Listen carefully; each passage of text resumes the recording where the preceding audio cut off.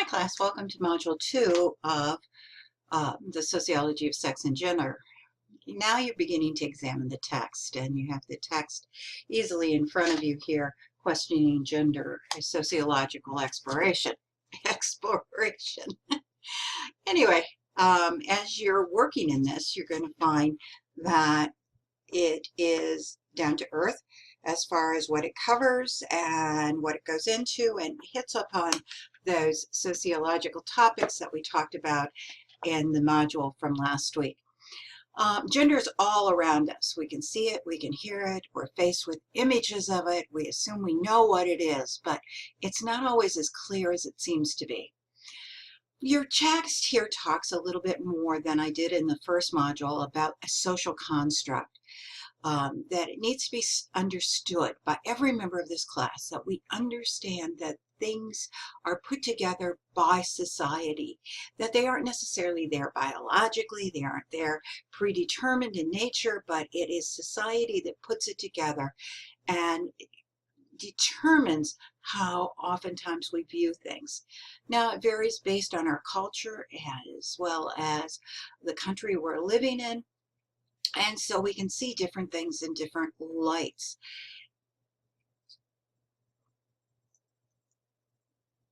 So, in examining gender, we know it's a biological issue. Men are different than women biologically. Genitalia is different. Body shaping is different. Strength is different. Yet, as we start to examine this, we really need to understand that how we determine what one person is or another based on gender is a social construct. Are women better at nurturing? We assume they are. Are men always better at leading? That comes into place and is part of that social construct. So when you're taking this class, you're going to be looking at these particular issues at a more in-depth level. All right, so we're going to pop over to the PowerPoints. As you can see, you can either link to them here, and actually the video is going to cover a significant amount of those. And let's give it a look at what this chapter is talking about. What is gender and why should we care about it? Well, let's think about it. There she is walking down the street. You see, if you were in my family class, we'd be playing the music to that. Throughout this course, you're going to learn to see gender around the world. You already know, if you've picked up a newspaper at all, that the status of men and women across the world are not always the same. Women in certain countries are denied education. They are denied promotion. In the United States, we consider ourselves fairly equal in the process. And in fact, depending on our race, we may consider ourselves totally equal, but there are gender differences that occur. Believe me, these gender differences affect men as well. Think about walking down the street. Can you identify everyone's gender? Do we all look alike? Easily picking up pieces. Is that male or female in the process? We don't necessarily look different by gender anymore. You can't say a woman's going to have a skirt on or men are going to be the ones in pants. You see, life has really changed in that perception, at least within our culture. In others' cultures, we may be in a society that requires women to be covered in burqas, right? That making that identity. We need to start viewing things by seeing gender.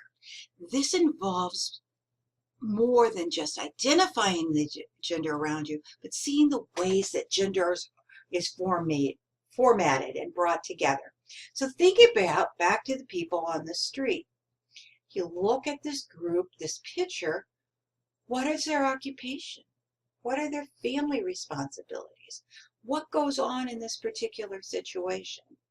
Now think of that and think about all those sociological influences that come into place. In my home, and obviously you can just see me in the corner of the picture here, I'm older than the majority of you. I live in a house that my husband expects me to fix the meals and have them ready. Housework, the division is there. And we know that culture changes things, and part of that culture comes, are they treated the same based on if they are different? Does someone do extra things for a man or for a woman? What type of situations does it benefit you to be a woman? And what type of situations does it benefit you to be a man? As you start thinking about these, you'll start seeing the issues of gender and society. Is the treatment the same? Is it different? How does one conform to that gender process? Was talking with friends that went to Penn State. There was a sociologist there who had a male student as her grad assistant, and he opened up the door for her. And she was infuriated that he opened up the door, that he was demeaning to her to move that place forward. Look at the gender quandary here. Are we to give up some of those gender roles that a man opens a door for a woman today? Who's responsible? Who's going to be that process? In his situation, he reported that it was a horrible place for him to be from that point forward, that he was unable to work with that professor because she felt that he was demeaning her and offering what would have been common courtesy. Now think about it. I've opened up the door for many a person. It has nothing to do with gender. It has to do with some respect. But we learn to develop these views of society. It's interesting as we start to examine what's out there. Okay, so research often reveals many facets to gender that may otherwise remain invisible to us. Things that we take for granted that aren't necessarily true. This is where your book starts to begin to explore these significant differences. And we learn to see gender. We learn that we can develop this special type of vision that goes into place and looking at everything at a deeper level. That's the purpose of this course in many respects, to look at these societal interactions, to dig deeper, to try to understand what formatted them. You see, you have questions to answer at the end of the chapter that you have to write about. Sometimes they're a research project, sometimes they're a reflection of what the situation is. But the analysis really comes down, can you develop this vision to see how things are different? So here's the social construct of reality. The world in which we live is a social creation. A social creation. Society puts together a family. We say families should be husband and wife that are married. When the world says that it has to be married, well, then we put law into place, right? This is all social creation. The relationship, the domination, the subservient, the roles we play are all created by society, aren't they? How it works for a teacher. Should I be up here lecturing? It's not necessarily the best way to learn, but it's the standard, the method out there. And you see that this culture becomes into place, puts us in a reality of what's learning. In fact, learning occurs at so many levels. College is just an additional piece of that, and hopefully it gives you a significant amount of learning. But oftentimes, your exploration gives you that deeper level of learning, doesn't it? And yet, that diploma means so much, that social construction of reality. Well, you see, culture provides us a category for the ongoing organization of the world. Gives us our spots. Where do we fit? We fit in a family. Everybody has roles. Slavery fits, slavery doesn't fit, right? Social policy, the idea of inferior beings.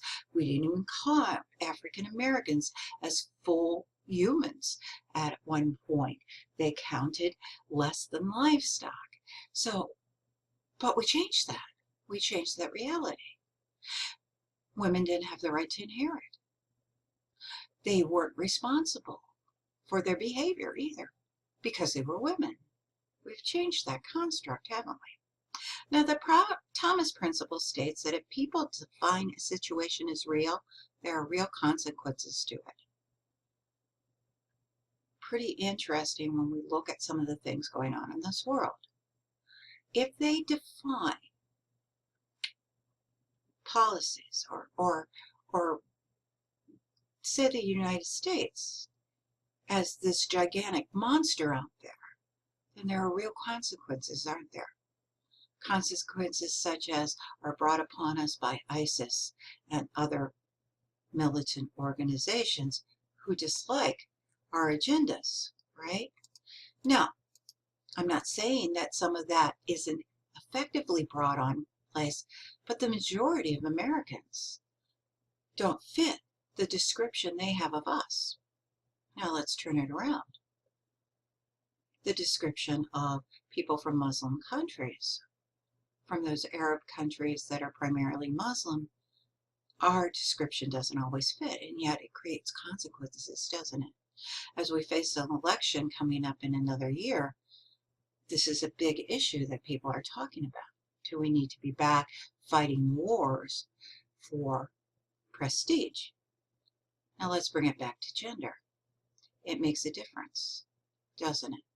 If the construct is that one gender doesn't perform better than the other, or one fits in those different categories, think about the stereotypical beliefs we have about men and women. Pretty significant out there when we start to explore those things, that women have better relationships than men do as far as friendships, that women are more petty, that there's more bickering. All of those things come to mind. Now, they're not necessarily true, just like the fact that women are better nurturers than men. But when we believe that, and it's in place, you see how it affected the reality of who gets custody of children after divorce. Yeah. We have the social construct of reality. Understanding social construct will help us look at this process.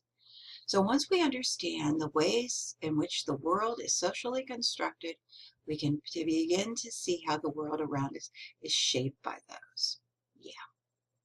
If we have this belief that women are better nurturers, then they should be home raising the children, and when there's a divorce, they should be the ones getting custody of children. Problematic? Absolutely. Is every woman a great nurturer? Is every man not a great nurturer? These are things that you need to tear apart as you look at the process. To understand social construction, we take two approaches: a cross-cultural comparison and a historical comparison. The cross-cultural comparison looks about what's appropriate, right? Think about it. What goes there? What's defined? To be sitting here with an open neck would not be appropriate based on certain culture. I would need to be covering. And we have to think about what is appropriate in one culture versus another. What's driven by, in this case, your example, climate, history, ethnicity, belief systems. Very interesting process. Historical comparison. Think back to race and that the census of most people filled out in 2010. Okay, we're another 5 years out before the next big census. In the beginning of the census, there was white and non-white, and then there was white, black, and other. And today, there are so many diverse terms, and we can call ourselves multi-races on that census. It's changed. Our perception of race has changed. In fact, that's not even race. That's ethnicity, isn't it? That our backgrounds and all of that coming into place. And we look at that at a very different level. Well, gender's changed too, hasn't it? Remember, the difference between sex and gender. Sex is biological.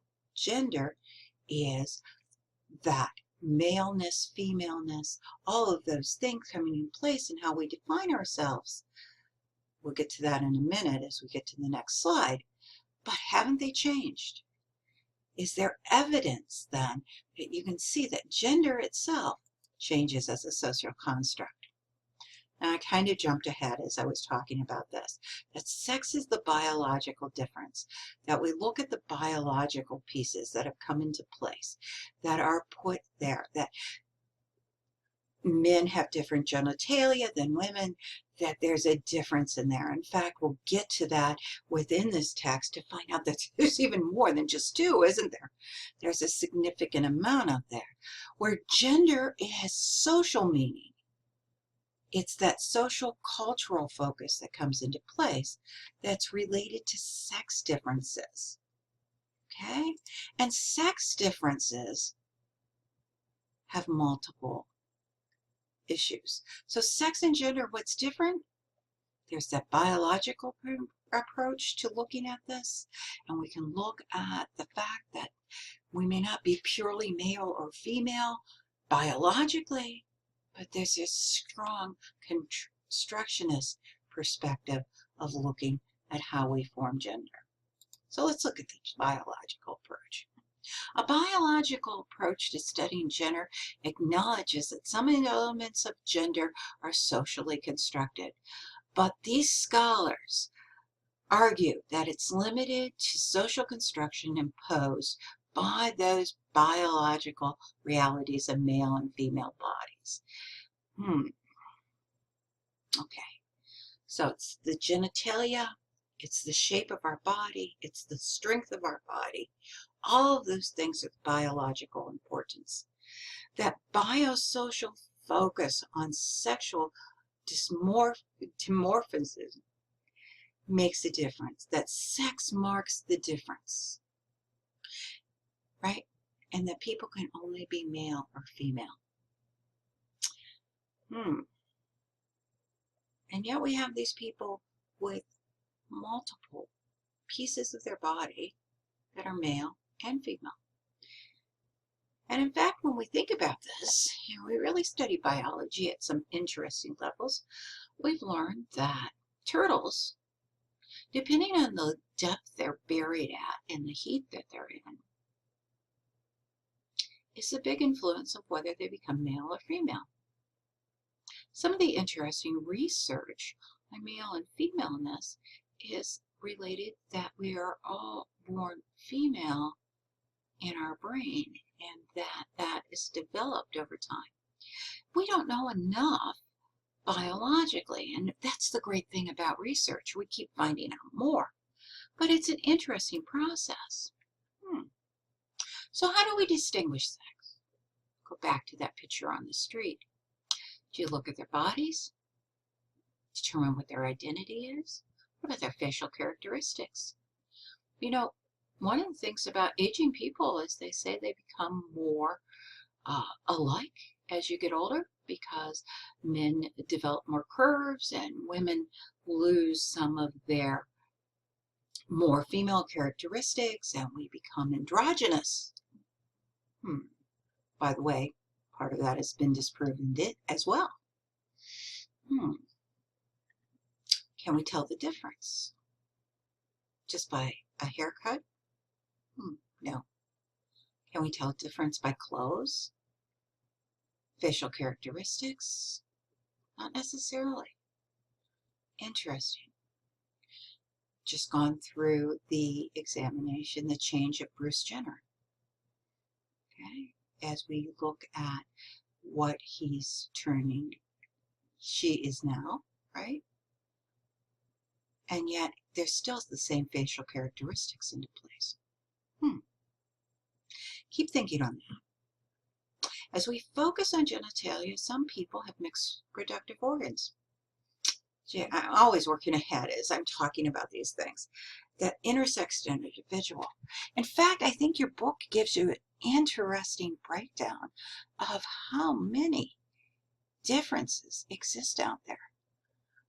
more than you've ever thought in the process of intersexed individuals. That genitalia does not necessarily guide us to who we are.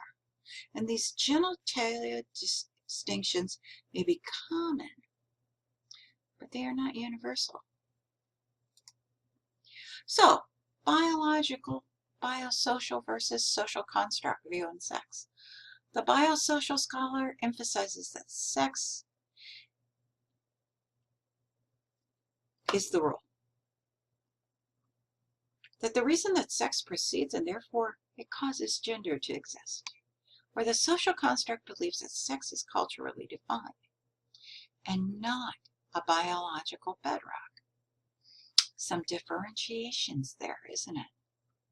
Think about it. Where do you stand?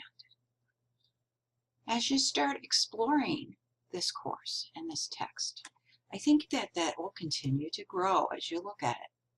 Scholars from both sides use the terms sex and gender, but there's distinctions between them.